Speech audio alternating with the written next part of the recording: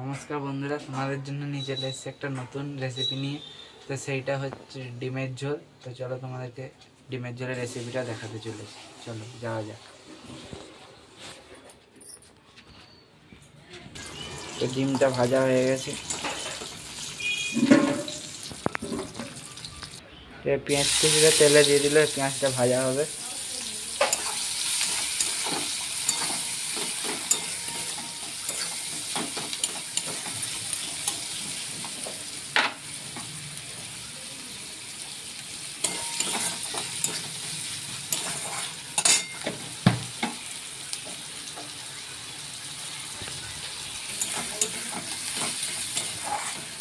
পেঁয়াজটাকে ভালোটি করে ভেজে নিচ্ছে।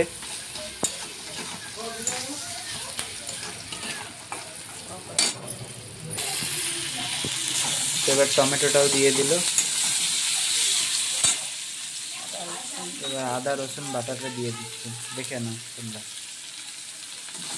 তোমরা ঘরে এই ডিমের যে রেসিপিটা করতে পারো, খুব সুন্দর খেতে লাগবে।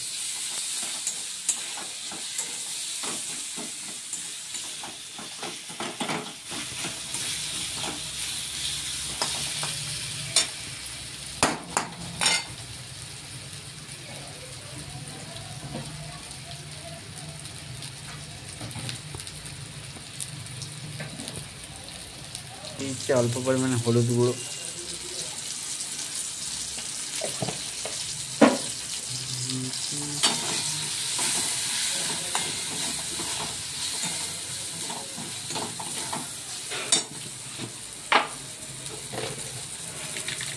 এরপর দিচ্ছে কাশ্মীর লঙ্কা গুঁড়ো,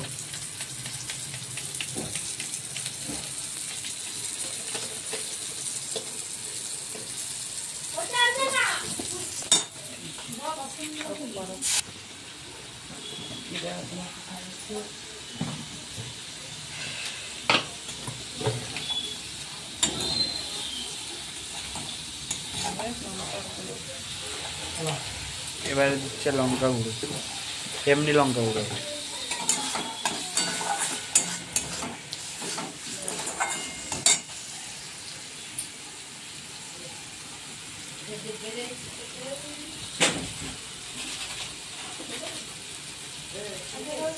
এবার দিচ্ছি জিরে গুঁড়ো,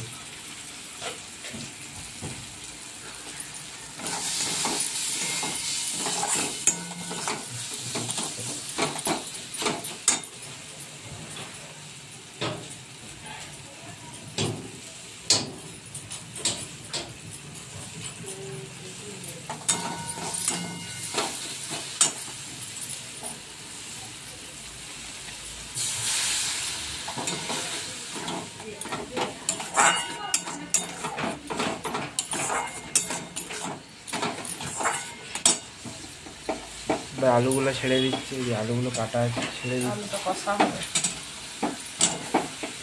আলুগুলো এবার কষা হবে।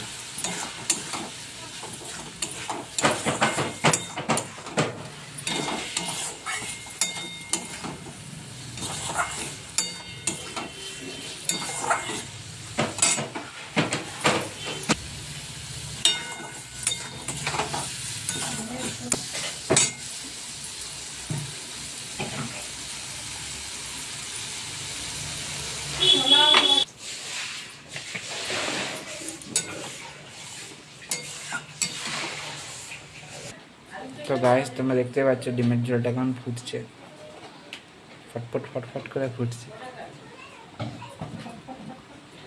তোমরা দেখতে পাচ্ছ ঝোলের ডিমগুলো ছেড়ে দিয়েছে। আমি ডিমের ঝোল খাবো না, আমার জন্য মাংস রান্না করা আছে, তাই মাংস খাবো। এটা বাবা মা খাবে, ওই জন্যই দুটো ডিম দেওয়া হয়েছে।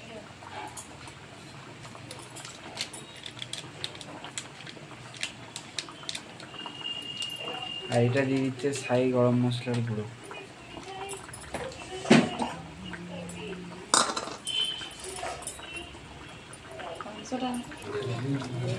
এই যে এইটা যেমন মাংস রান্না করা ছিল দুপুরে, আমি তো মাংস দিয়ে খাবো।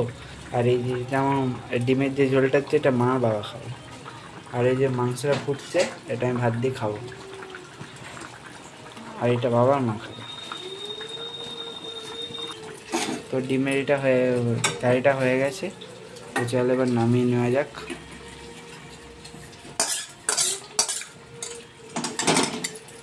ডিমের ঝোল দেখো বন্ধুরা কালারটা কি সুন্দর হয়েছে। তো বন্ধুরা তোমরা দেখতেই পেলে রেসিপিটা কেমন হলো, তোমরা ঘরে ট্রাই করে দেখতে পারো, খুব ভালো লাগবে খেতে। আর ডিমের কারিটা খুব সুন্দর খেতে হবে, আমার বাবা মা খাবে, আমি একটু টেস্ট করে দেখবো অল্প করে।